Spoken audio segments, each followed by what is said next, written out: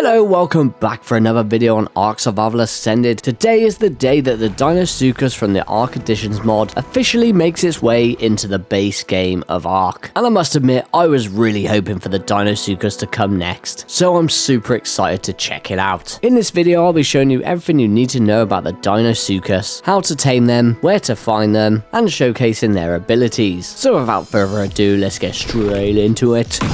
Firstly, I'd like to point out that if you have been using the ARK Additions mod for the Deinosuchus and you have some tamed up that you want to keep, you will most likely need to keep the mod installed, as the official Deinosuchus that comes to ARK today will technically count as a different species. The first question you'll be wanting to know is where to find the Deinosuchus. Well, currently there's only 3 official maps on ARK Survival Ascended. They will spawn on the island and the center maps, as they do share spawns with the Sarco. So any current maps or future map installments, you'll be needing to search for them in the swamp and in the rivers scattered throughout the map, the exact same spots where the Sarco will spawn. That is where you will find your Deinosuchus. And luckily the island and the center both have very large swamps, so it shouldn't be too difficult to find one. On screen we're highlighted swamp regions from both the island and the center maps. And just to give you even more of an insight, I'm using the Dino Finder mod, which showcases that they spawn in all parts of the swamp and in some of the rivers. I did do a few dino wipes on both maps with the Dino Finder, and for the most part the Deinosuchus did tend to spawn in the heart of the swamp every single time, so it's definitely going to be the best place to find them. And while recording, I did decide to test the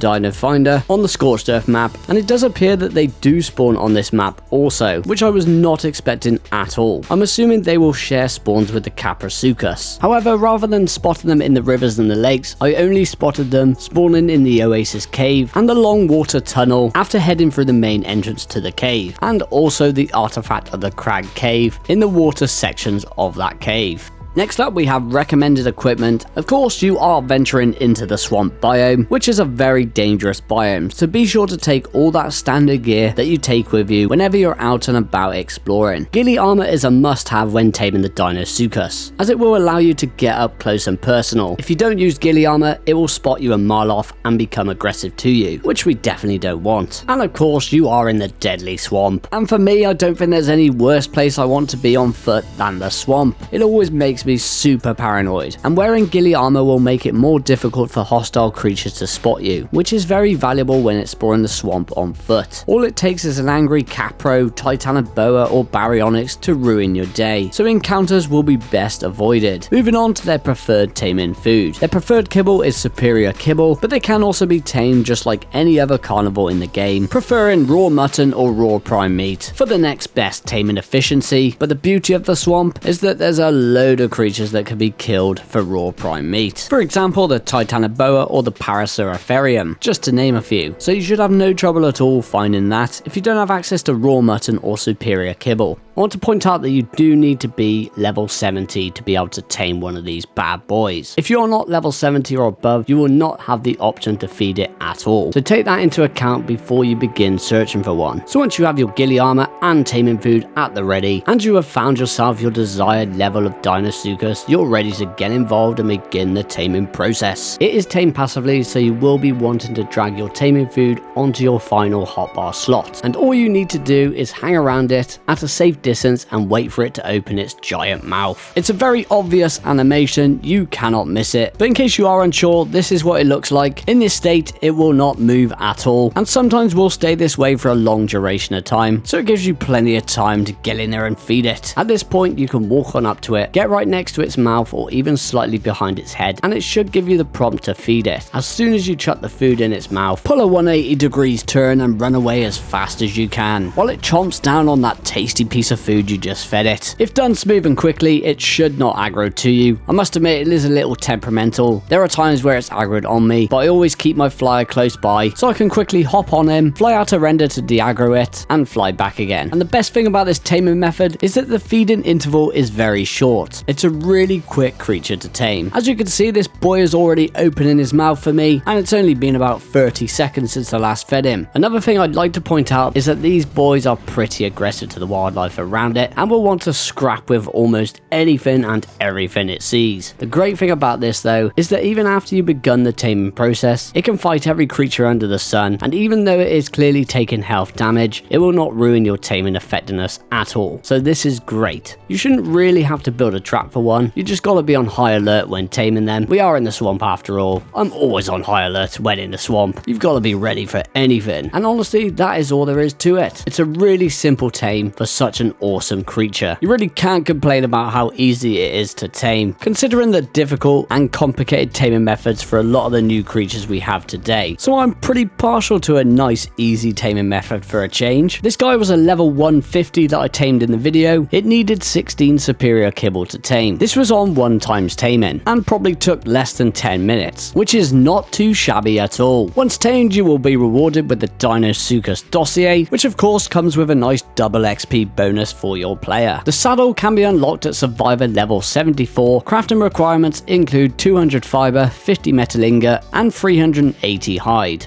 The Deinosuchus is a very versatile mount. It's time to showcase its abilities and attacks. Let's quickly compare it to its brother, the Sarco. You can see it is much larger than the Sarco. They do share similar qualities in regards to using them as a travel mount. The Deinosuchus is a great swimmer, however the Sarco is slightly quicker. When sprinting on land, they do appear to both share the same sprinting speed-ish. The Sarco may also be slightly quicker, but there's really not a lot in it. Also to mention, the Deinosuchus, just like the Sarco, does not possess an oxygen stat, making them a great all-terrain mount. It does have two different swimming modes. The surface swim, which is its standard swim when it swims above the surface, and if you want to dive into the water, you can do this by pressing the crouch button. It can easily go down or up in altitude when swimming, which is a really nice touch. The Deinosuchus makes up for its lack of speed with sheer power, having stronger base stats than the Sarco, and to be honest, the one I tamed in this video tamed up with 10,000 health, which tells me it does rival similar stats to a T-Rex, so they are very strong. It is surprisingly very agile when fighting on land when compared to the Sarco, being able to pivot and turn 360 degrees on the spot, which is something the Sarco cannot do. This allows it to defend itself much more efficiently. The rider can also wield their weapons when mounted in the saddle, which looks very uncomfortable for the rider, I must admit, but hey, I'm not complaining. Moving on to its attacks, using the left mouse key on PC or the right trigger on console, it has its basic bite attack, which will deal a decent amount of damage. This attack can also be used directionally when rotating your camera to the right or left of the screen. A tail swipe attack, which looks really cool. This can be done using the C key on PC or the right analog stick on console, causing a decent knockback effect to any targets hit, which works very efficiently with smaller to medium creatures. And finally, it has its charge bite attack, which is called the Giga Bite. This attack can be charged when clicking and holding the right mouse button on PC or by holding the left trigger on console. Once letting go, the Deinosuchus will clamp down on the target with everything it has, dealing some massive beefy damage, and will also inflict the fractured debuff to the target. This effect will last for 15 seconds, where the target will be slowed. If the affected target tries to flee, they will take considerable health damage over time, very similar to that of the bleed status effects in the game. There was a lot of speculation of how much the ARK Additions creatures would get changed, or nerfed so to speak, but honestly I haven't seen much change in the Deinosuchus. This attack was very powerful in the mod, and it is very powerful in the base game, so you probably don't want to be on the receiving end of this one. There is a cooldown for this attack, which is indicated with the icon at the bottom of your screen. This attack can also be used underwater, which is pretty awesome, and if you are wondering, they can also be used in boss fight arenas. And that is everything you need to know about the Deinosuchus. I hope the video was helpful, and if it was helpful, please consider liking, commenting, sharing and subscribing for more ARK content. I'd really appreciate the support. These videos do take a long time to make, so I never get these new creature release videos out straight away, but I do my best. Anyway, I've got a lot of videos planned for the future. I'm editing some big ones right now, so there's lots to look forward to. So I hope to catch you in the next video. Take care, goodbye.